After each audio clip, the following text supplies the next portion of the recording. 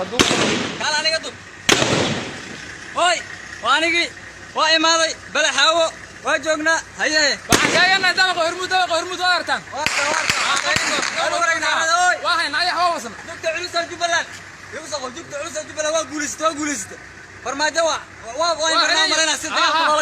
والله حلك يعني ما تسا ولا دقالنا وندلك كسرنا وعلى الرواي مركو حلك دميسة هوية وينات كشغيستان هوية مركيني وأنا مركنا واش شغيستان جالس ودحتاين باعنية حسن ما حسن ترتني كسوية جوجا حالي سق دحة بعيدا كي دراويش تدول الولايات كجبلان ومدة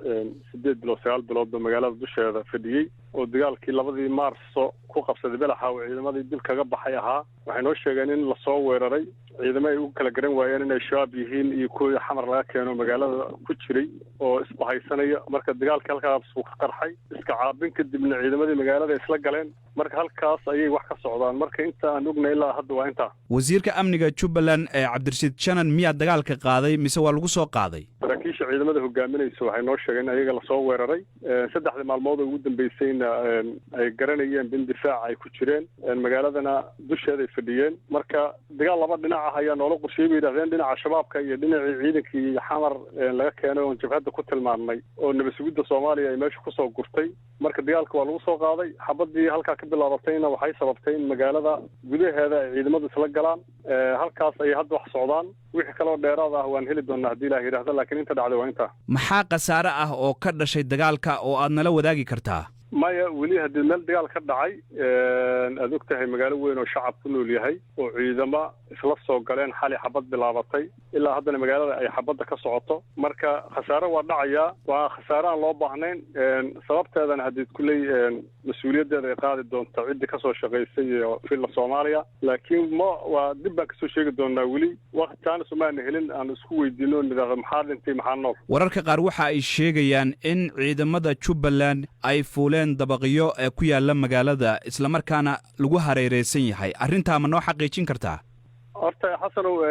hadduu dagaal dhaco waxa dagaalamayana ay nasiib darro tahay oo mas'uuliyad xumo ay ka shaqeysay dawladda Soomaaliya ay tahay oo meesha ka dhacday ama dabaq hal la fuulo ama dhul hal la joogo dagaal baa dhacay ciidanka waa la weeraray ayagana ciidanka weeraray way iska soo caabiyeen kadibna magaalada la soo galay magaaladana xabadda way ka socotaa daafaheeda laakiin waxay ii sheegeen ciidanka Jubbaland inay maalihii xarumaha degmada iyo istiishamada ayaga hadda joogaan oo ku sugan yihiin wax dhibaato ahna ayna qabin hadda magaalada yaa gacanta ku haya saraakiisha saaka roorta hadda ama 10 daqiiqo ka hor soo wacday waxay sheegeen sida General Abbas oo kale inuu station ka joogo iyo xarunta degmada laakiin magaalo weyn weeye daafaheed oo dhan ay xabadaha wali ka dhacayaan dawladda Soomaaliya oo dagaalkan ka hadashay waxay ku tilmaantay dadka weerarka ku qaaday magaalada Beled Xaawo in ay yihiin jabhad ay soo hubaysay dawladda Kenya marka arinta maxaad kala socotaa wallahi wax la yaab leh weeye ciidankaas waa ciidankii 11 sano gada difaaceeda ku jiray dawladihii ku meel gaarka xilligii madaxweyne Cabdullaahi laga soo bilaabo dawladii Sheekh Shariif oo ana xildhibaan ahaan dhisnay xariya ciidamada ka soo baxay dawladda caalamiga naga kaalmeeyeen ciidan qarana marka hadii majabhada ma ku indhaha loo soo duubay oo shabaabka la aruuriyo nabadgelyada xamar laga soo raray baa ma soo waa ciidankii dalka xoreeyay oo Soomaaliya u dhimanayay marka taas ayaga la weydiin doona Ilaahay bayna ka furteen kuwaas oo hadlay hadda dagaalkii ma socdaa mise waa istaagay ما يقول حبضة ويدعيان بل يقول دافع مجالده حبضة ويدعيان ولي ما wax final xabad degan magaalada ma degano wali wixii waa socdaa isgaarsiintu inay go'an tahay wararka sheegaya maxaa ka jira ma goono hormuud waa shaqeynaysaa hadda wad u kartaa adigu reer Balaxaawa annaga hadda wayna la xiriirayeen wax isgaarsiin oo maqan ma jira bismillaahir rahmaanir rahiim maanta oo bisha January ay tahay 25 2021 waxaa halkan aan isugu kin yeeray haddaad tihiin bahda warbaahinta guud ahaan warbaahinta qaranka warbaahinta gaarka loo leeyahay dhammaantiin inaan idinla wadaagno macluumaad ku saabsan duulaankii xalayto lagu soo qaaday dalkeena xalayto saqdii dhexe ciidamo ka tirsan dawladda Kenya Defense Force iyo jabhadii fallaagada ahayd beryahanba ay hoosta ku haysatay ee ay taakuleysay ee ay quudinaysay oo wada socda ayaa xuduudda ka soo tallaabay bartilmaameedkoodu wuxuu ahaa magaalada istaraatiijiga ah ee muhiimka ah ee beled xaawo oo ka tirsan gobolka Gedo duulaanka ay soo qaadeen fallaagada iyo ciidamada Kenya wada socda waxay ugu tala galeen inay ku qabsadaan magaalada beled xaawo iyo gobolka Gedo taas oo ku noqonaysa dhabar jab iyo qaran jab madax bannaanida iyo jiritaanka jamhuuriyadda federaalka Soomaaliya ciidanka xoogga dalka Soomaaliyeed oo horeba caan ugu ahaa difaaca dalkooda waxay u jilib dhigeen weerarka abaabulan ee qorshaysan ee laga soo shaqeeyay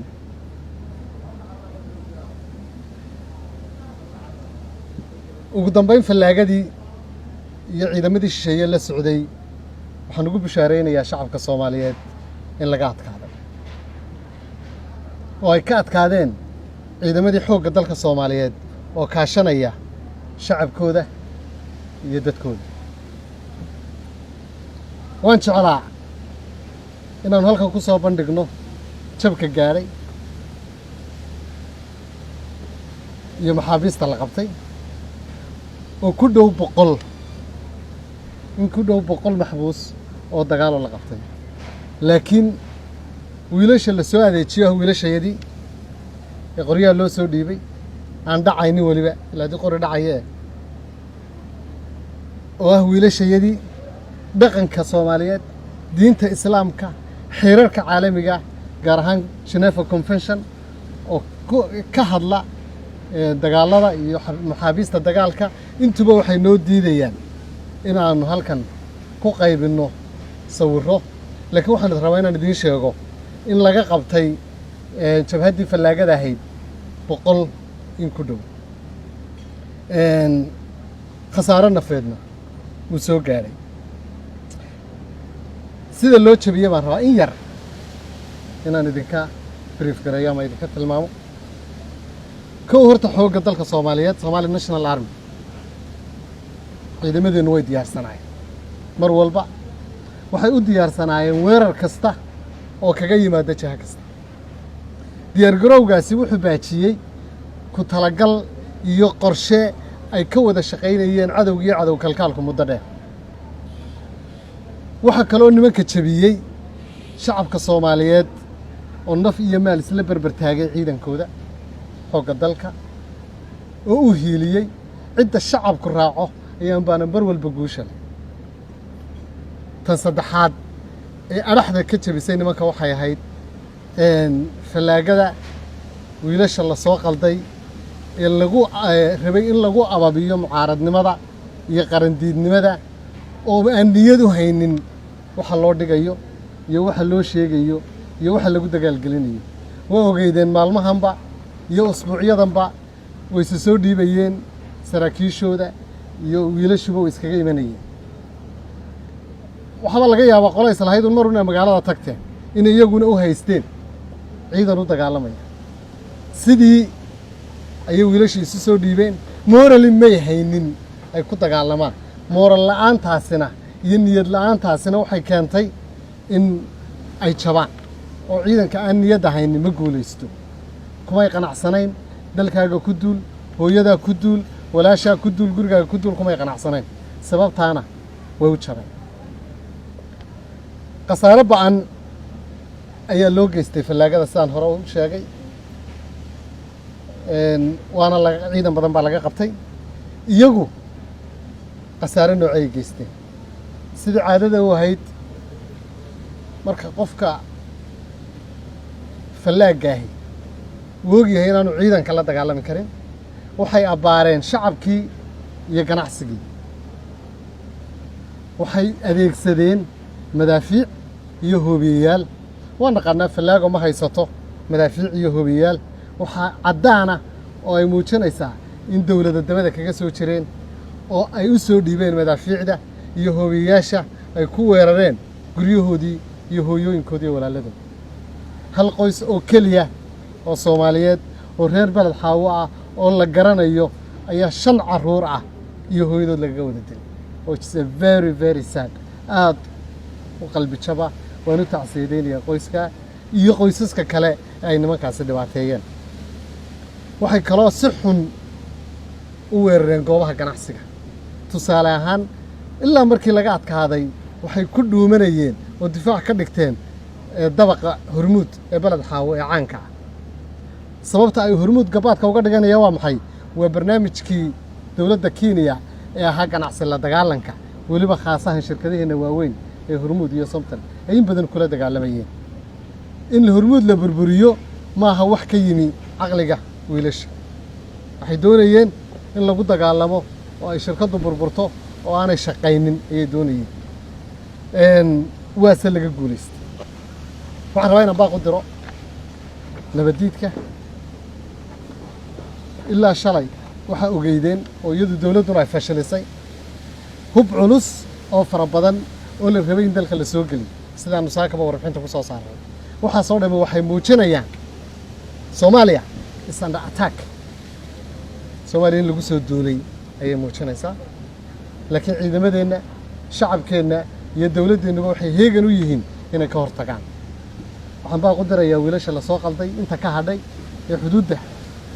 dib uga talowday inay ku soo noqdaan ciidoodii calankoodii dawladdoodii iyo guryahoodii diidaanna